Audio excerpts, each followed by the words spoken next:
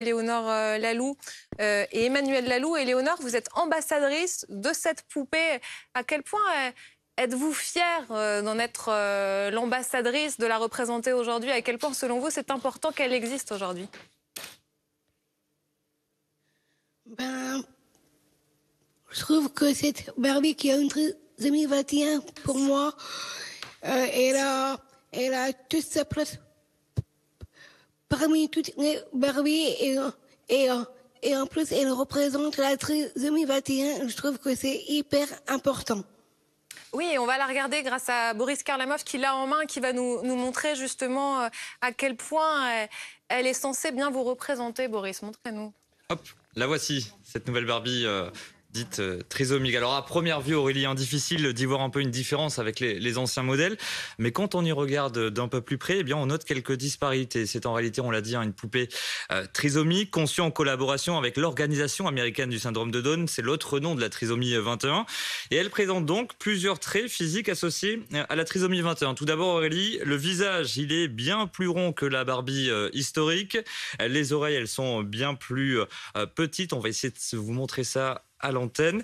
Et puis surtout le nez, il est beaucoup plus aplati que sur les anciens modèles. Et puis il y a les paumes de la main, puisqu'on remarque qu'il n'y a qu'une seule ligne horizontale à la différence des anciens modèles. Et puis quant à la robe de cette poupée, eh bien, elle est couverte de fleurs bleues et jaunes aux couleurs de la trisomie 21. Idem pour le collier aux 3 petits chevrons qui se situent ici, qui est un autre symbole de cette maladie.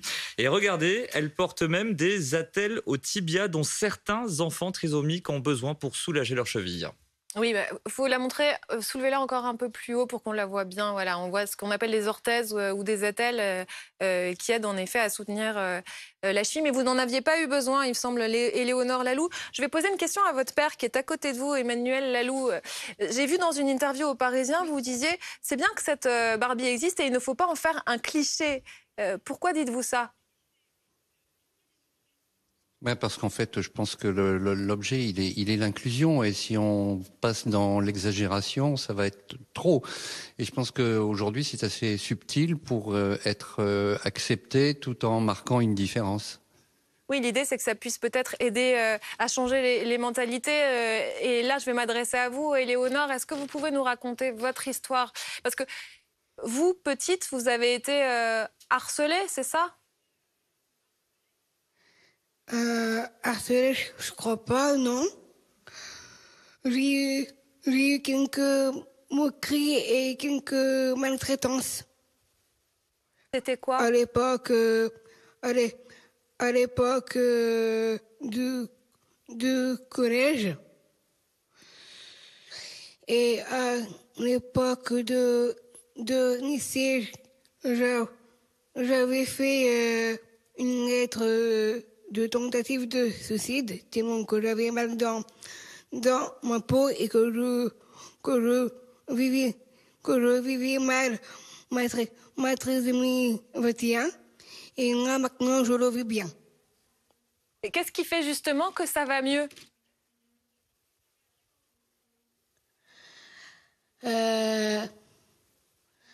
Parce que les regards, petit à petit, ils ont commencé à changer. Parce que j'ai écrit un livre qui s'appelle Trésor et alors. Donc je suis autrice. Après, il y avait aussi le collectif les amis d'Éléonore,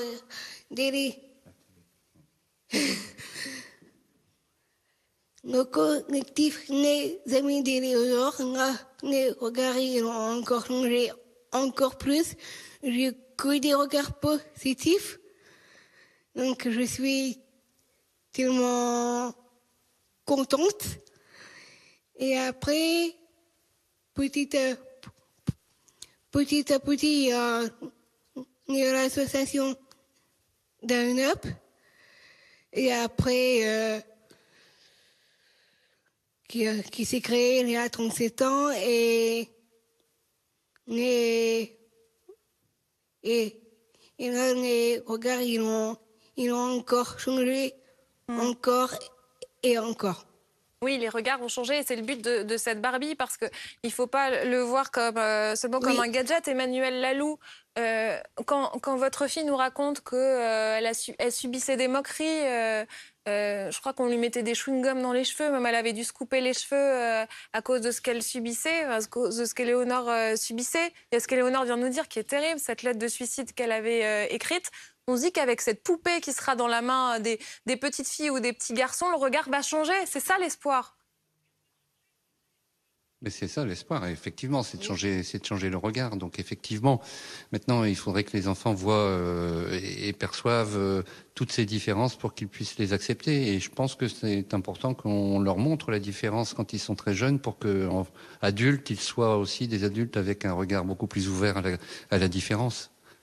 Parce que votre vie à tous les deux, c'est un combat permanent. Ça l'a été en tout cas. Ça l'a été, ça l'est encore. C'est même, c'est pas qu'à nous deux. Je pense qu'on est une famille qui est dans ce combat, une famille complète, parce que je pense que l'acceptation pour nous d'Éléonore, pour la faire accepter dans le milieu ordinaire et pour que ce milieu ordinaire soit bienveillant et que créer un accompagnement de qualité pour qu'Éléonore puisse vivre une autonomie de vie, c'est important et qu'aujourd'hui toutes les choses sont à construire hors de l'institution. Et votre histoire, Éléonore, elle est incroyable. Il y a le livre dont vous parliez, et puis il y a le fait que maintenant, vous êtes conseillère municipale. Vous ne ratez aucun conseil municipal. C'est ça. En fait, je suis conseillère municipale déléguée à la transition inclusive et au bonheur.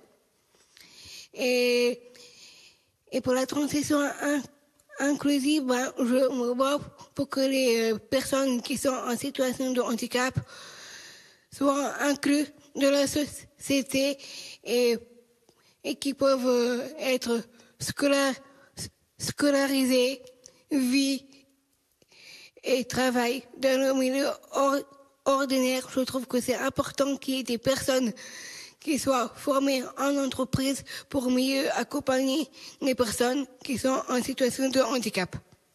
Oui, vous vous battez pour eux et vous êtes une femme heureuse aujourd'hui. Oui. Oui. En ce moment, je suis heureuse parce que j'ai tout l'amour de mes parents et aussi toute ma famille. Merci. Et c'est grâce à eux que je leur dois. Merci beaucoup à tous les deux d'avoir accepté cette interview avec nous. Je remercie aussi Pauline Delevoye. On voit donc cette Barbie qui sera disponible à partir de cet été. Je crois qu'on peut déjà la commander en ligne. C'est aussi une belle opération pour Mattel. Oui, effectivement, la question elle est tout à fait légitime sur l'argument en marketing de cette poupée face au nombre très important de modèles créés par le fabricant. Mais le fabricant de cette poupée, eh bien, il a initié depuis bien longtemps cette politique d'inclusion. On a déjà vu les modèles de poupées noires ou encore des modèles de Barbie handicapés, en passant même par la Barbie qui fait tous les métiers, à commencer par le métier de pompier, encore journaliste ou encore même astronaute. Et aujourd'hui donc, le modèle Barbie trisomique, objectif que les enfants se sentent mieux, qu'ils aient plus de facilité à accepter leurs différences, reconnaître la différence de chacun justement dans la représentation de la société. C'est aujourd'hui un enjeu crucial que certaines marques commencent enfin à assimiler et c'est loin d'être juste un argument de vente, Aurélie. Merci beaucoup.